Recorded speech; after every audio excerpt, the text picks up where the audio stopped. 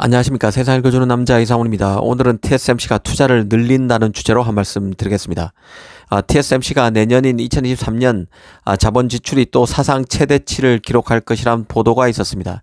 올해 자본 지출은 그 400억 달러 수준, 내년인 2023년은 410억 달러를 돌파할 것이라는 뜻입니다. 칩 수요 둔화 속에서도 자본 투자를 역대급으로 이어가는 것이라 주목할 수밖에 없습니다. 사실 이미 그 PC 출하량의 감소로 AMD, 인텔 등의 매출이 감소하고 있는 상태입니다. 이는 곧바로 이런 기업의 칩을 만드는 TSMC의 연쇄 타격을 의미하는데요. 그럼에도 TSMC가 투자를 계속하고 있다는 것이죠.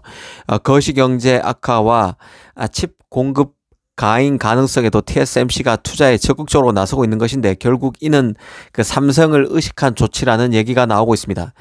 최근 삼성은 오는 2025년 2나노에 이어서 2027년 1.4나노 공정을 양산하겠다는 포부를 밝혔습니다. 특히 눈에 띄는 게 바로 쉘퍼스트라는 새 전략입니다. 기존에는 주문을 받고 생산 시설을 지었다면 그 앞으로는 선제 투자를 통해서 생산 시설을 먼저 짓고 주문을 받겠다는 것입니다. 삼성은 이 전략을 통해서 2027년까지 파운드리 생산 능력을 올해인 2022년보다 3배 이상 확대한다는 계획을 공개했습니다. 한마디로 TSMC를 바짝 추격하겠다는 것이죠. 이 TSMC 입장에선 삼성의 풍부한 보유 현금과 기술 리더십을 고려할 때 긴장하는 게 당연할 것입니다. 이 삼성으로서는 변동성이 큰 메모리 반도체에 의존해서 탈피해서 사업을 다각화하고, 여차하면 대만을 둘러싼 지정학적 긴장에 대한 공포, 또 저렴한 수주 가격 등을 활용해서 고객을 더 끌어들이려고 할 것입니다. 실제 외신에서도 TSMC가 경쟁사인 삼성 파운드리의 공격적 자본 지출로 인해서 자본 투자에 더 많은 돈을 쓸 수밖에 없는 입장이라는 분석을 내놓고 있습니다.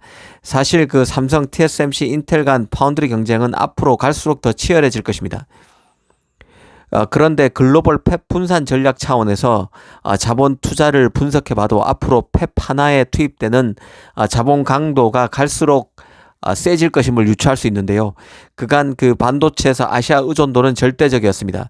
흔히 그 노광 장비의 독점 공급자 ASML이 갑 중에 갑이라고 하는데요. 하지만 이 ASML마저도 일본 장비 업체인 도쿄 일렉트론이 만드는 포토 레지스트 관련 장비와 시네스 등이 만드는 EUV 포토 레지스트 등을 공급받지 못하면 아무것도 할 수 없습니다. 노광 장비조차 오롯이 유럽의 지배 영역은 아니라는 뜻입니다. 물론 그 어플라이드 머티리얼스, 램서치, LA, KLA, 덴코 등 그 미국 기업도 증착, 엣지 등과 관련한 반도체 장비에서 독점적 지위를 확보하고 있습니다. 여전히 자유서방의 반도체 핵심 영역, 장악력은 대단한 수준인 것은 맞는데요. 하지만 다시 한번 곰곰이 생각해 봐야 할 게 팹 자체의 분포도입니다. 일단 메모리인 D램과 낸드는 한국, 일본, 대만, 중국, 싱가포르에서 90% 이상 생산됩니다. 특히 1mm당 1억 개 이상의 트랜지스터 밀도를 가진 노드에서 만들어지는 모든 칩은 대만과 한국에서 제조되고 있습니다. 가장 큰 주조 공장의 그 5분의 4가 대만, 한국, 중국에서 제조를 대부분 하고 있습니다. 심지어 미국에 본사를 두고 있는 글로벌 파운드리도 가장 큰 제조 시설은 싱가포르에 있습니다. 사실 글로벌 파운드리를 미국 파운드리로 부르는 것조차 비합리적인 측면이 있는데요. 이 웨이퍼 용량의 75% 이상이 미국 이외의 지역에서 나오기 때문입니다. 미국의 메모리 업체인 마이크론도 마찬가지입니다. 마이크론 웨이퍼 용량의 80% 이상이 대만과 싱가포르에 있습니다. 유럽 최대 반도체 기업 인피니온이 유럽이 아닌 말레이시아에서 최첨단 실리콘 카바이드 제조를 본격화하고 있습니다. 후공정은 더 심각한데요.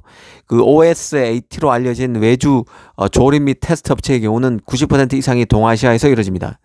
더 정확히는 60% 이상이 중국에서 이루어집니다. 이는 칩이 설사 서구에서 만들어지더라도 필연적으로 후공정을 위해서 아시아로 간다는 뜻을 의미합니다.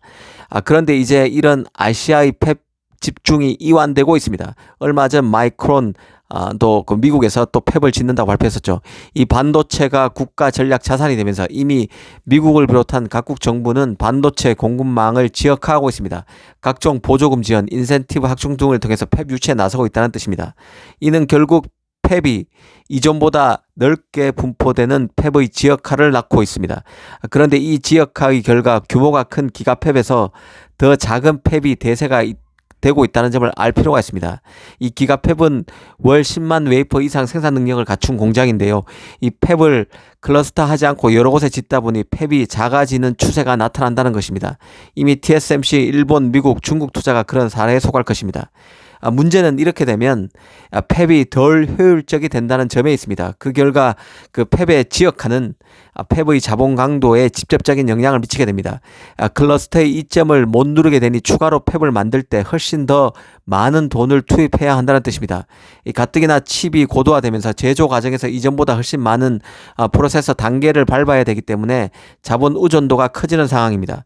TSMC가 삼성의 자본 투자가 점점 커지는 데는 팹의 분산화 경량이 그 뿌리에 작용하고 있음을 인식할 필요가 있다는 생각입니다.